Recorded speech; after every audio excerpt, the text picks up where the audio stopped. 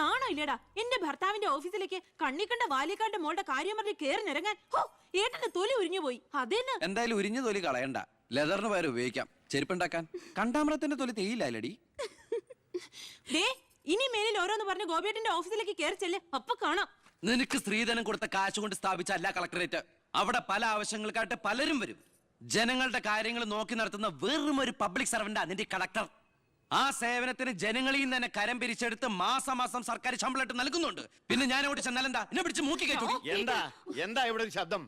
കോട്ടപ്പുറത്ത് താമസിക്കുന്ന കാമുകിക്ക് കുടിവെള്ളം ഇല്ലെന്ന് കാമുകന്റെ വേവലാതിയാ. മിനറൽ വാട്ടർ കുളിക്കുന്ന നിങ്ങൾക്കൊന്നും കുടിവെള്ളത്തിന്റെ വില മനസ്സിലാവില്ല. കണ്ടില്ലേ അച്ഛാ, വാലിക്കാരിയുടെ മകളെ പറ്റി പറഞ്ഞനാ ഇത്ര ചൊടിപ്പ്. അതെങ്ങനെയാ?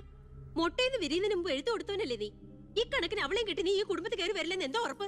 ഒരു ഉറപ്പില്ല, സംഭവിക്കാം. നിന്നോടൊരു കാര്യം പറയാനിരിക്കായിരുന്നു. കോട്ടപ്പുറം കോള കമ്പനിയുടെ കാര്യത്തിൽ നീ ഇടപെടണ്ട. ഇടപെടാതിരിക്കാം.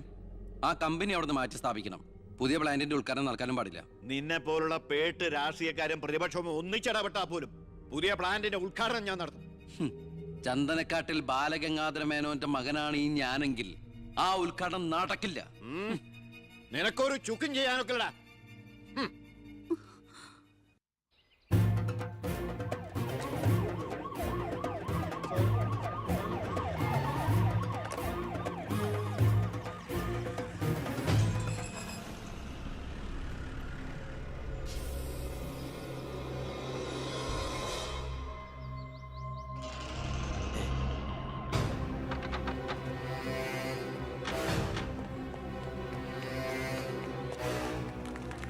ഉദ്ഘാടനം തടയാനാണ് ഉദ്ദേശമെങ്കിൽ ഇവർക്ക് മുന്നിൽ വെച്ച് ബലം പ്രയോഗിക്കേണ്ടി വരും.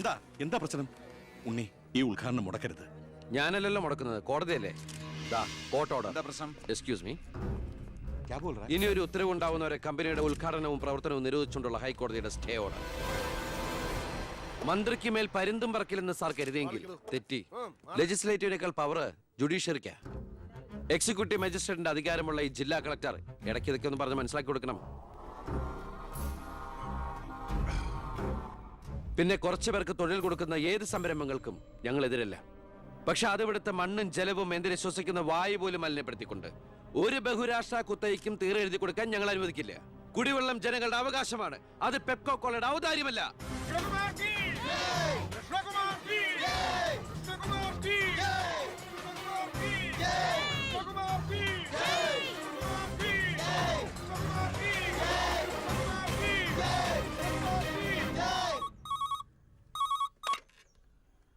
ഹലോ ഹലോ, ഞാൻ ഷാരിയ. എന്തൊക്കെയുണ്ട്? എങ്ങനെയുണ്ട്? ഇപ്പൊ എവിടെയുണ്ട്? സ്കൂളിൽ നിന്നാ. എന്തെങ്കിലും പ്രശ്നം? ഒരു ചെറിയ പ്രശ്നമുണ്ട്. ഒരു കാര്യം പറയാനായിട്ട് എങ്ങനെ പറയണ്ടേന്നറിയില്ല. ഒന്ന് നേരിട്ട് കാണാൻ പറ്റുമോ? നേരിട്ട് കാണാൻ പറ്റുമെന്നോ? എപ്പ കണ്ടെന്ന് ചോദിച്ചാ പോരെ? 4 മണിക്ക് സ്കൂൾ വരെ ഒന്ന്. ഓ, ഞാനും കാണാൻ കാത്തിരിക്കല്ലേ.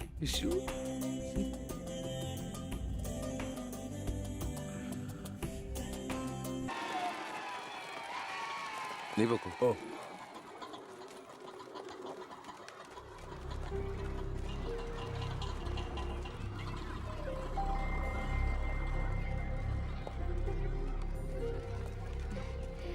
ഞാൻ ഇങ്ങോട്ട് വിളിച്ചത് ബുദ്ധിമുട്ടായോ?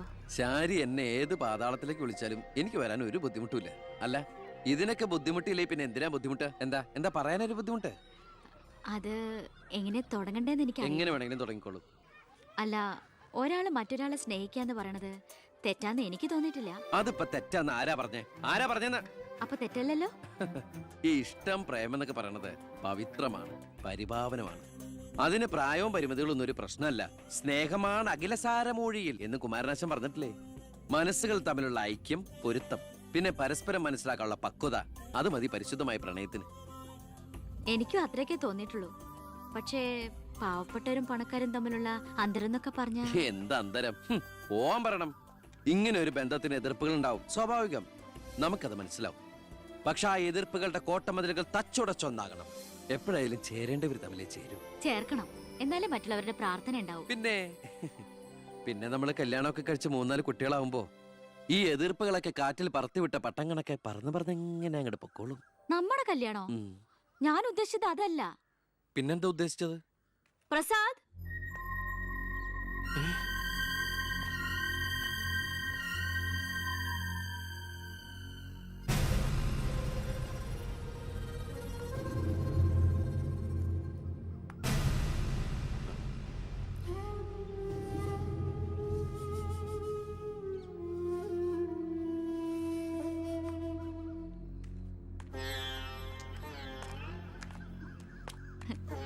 ഇത് പ്രസാദ്, ഈ സ്കൂളിലെ മാഷാ.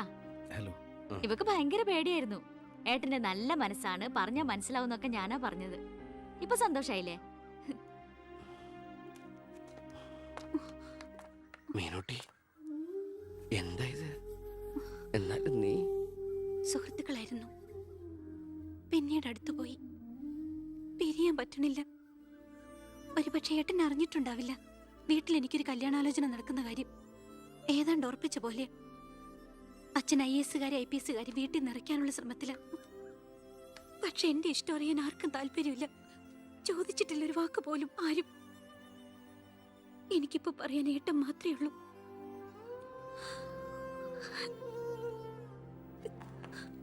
തെറ്റായിട്ട് പറയല്ല. മന്ത്രിയുടെ മകൾ, കോടീശ്വരി, നല്ല വിദ്യാഭ്യാസം, സുന്ദരി, ആർക്കും മോഹം ഉണ്ടാവും. ഞാൻ അറിഞ്ഞിരുന്നില്ല മന്ത്രിയുടെ മകളാണെന്നൊന്നും. ഒരുപക്ഷെ എൻ്റെ ക്യാരക്ടർ അറിയാവുന്നതുകൊണ്ടാവാം മീനു അത് മാത്രം എന്നിൽ നിന്ന് മറച്ചു വെച്ചത്. എൻ്റെ ആഗ്രഹങ്ങൾക്ക് ഞാൻ എന്നൊരു പരിധി വെച്ചിരുന്നു. വീട്ടിലാരൊക്കെയുണ്ട്? അച്ഛൻ, അമ്മ, പെങ്ങമാർ. അവരുടെയൊക്കെ ഏക പ്രതീക്ഷയും അത്താണിയും ഞാൻ തന്നെയാണ്. MPhilന്റെ റിസൾട്ട് വന്നാൽ എനിക്ക് ഏതെങ്കിലും ഒരു മാനേജ്മെന്റ് കോളേജിൽ ലെക്ചർ പോസ്റ്റ് ഉറപ്പാണ്. അത് കഴിഞ്ഞ് കൃഷ്ണകുമാറിനെ കാണണമെന്ന് വിചാരിച്ചിരിക്കുകയായിരുന്നു ഞാൻ. ശക്തമായ എതിർപ്പുകൾ ഉണ്ടാവും. അതിനൊക്കെ തരണം ചെയ്യാനുള്ള തൻ്റെ അവിടെ ഉണ്ടോ? ഉണ്ട്. എങ്കിൽ ഞാൻ കൂടെ ഉണ്ടാവും.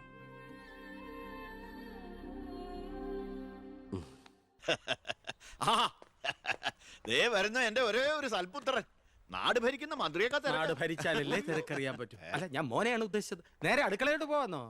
ഇവിടെ നടക്കുന്ന ചടങ്ങ് എന്താണെന്ന് മനസ്സിലായോ? മീനൂട്ടിയുടെ കല്യാണം ഉറപ്പിക്കുക. ഓ, അത് ശരി. ഞാനും വിചാരിച്ചു എന്താണ് ഇവിടെ ASP ആയിട്ട് ഒരു ബിസിനസ് എന്ന്. എന്നിട്ട് കച്ചവടം ഉറപ്പിച്ചോ? ഇപ്പൊ ഉറപ്പിക്കും. Hello, I am Harindran from Singapore. ഏയ്, ഒരു ആ, മിനിറ്റ്. ഇനി ഹരീന്ദ്രൻ സാർ ഇരിക്കുക. അല്ല, ചുമ്മാ കയറി നിൽക്കണ്ടല്ലോ. ഈ കല്യാണം നടക്കില്ല. അവൾക്ക് വേറെ ചെറുപ്പക്കാരൻ ഇഷ്ടാ. പയ്യൻ കോട്ടപ്പുറ സ്കൂളിലെ മാഷ, പേര് പ്രസാദ്. അവൾക്ക് ഈ കല്യാണത്തിന് ഇഷ്ടമല്ലാത്ത നിലയ്ക്ക് ഇതിന് പിന്തിരിയല്ലേ ബുദ്ധി. അതല്ലേ നല്ലത്. പെണ്ണിന്റെ ഫ്ലാഷ് ബാക്ക് എനിക്കൊരു പ്രശ്നമല്ല. അല്ല, ഇതിലിടപെടാൻ താനാരാ? ഞാൻ അവളുടെ ഓരോ ആങ്ങള. എനിക്ക് പെണ്ണിന്റെ അച്ഛനുമായിട്ട് അടിയില്. ഇവിടുത്തെ മന്ത്രിക്ക് ഒരു IPS കാരനെ ആവശ്യം. എനിക്കൊരു മന്ത്രി, ഒരു ഗീവ് ആൻഡ് ടേക്ക് പോളിസി. ഓ, അത് ശരി.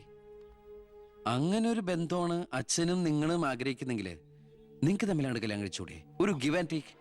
അയ്യോ, ഞാനില്ല, എന്നെ ഒഴിവാക്കിയേക്ക്. നിങ്ങൾ തമ്മിലാവുമ്പോ നല്ല ചർച്ചയായിരിക്കും. മേഡ് ഫോർ ഈച്ച് അതറാ. അവൻ ചിരിച്ചോണ്ടാ ഇടപഴകുന്നേ, കുഴപ്പമില്ലെന്ന് തോന്നുന്നു. ചിരിച്ചോണ്ട് പൊളിച്ച തെറി പറയാനും എടുക്കണ മകനെ.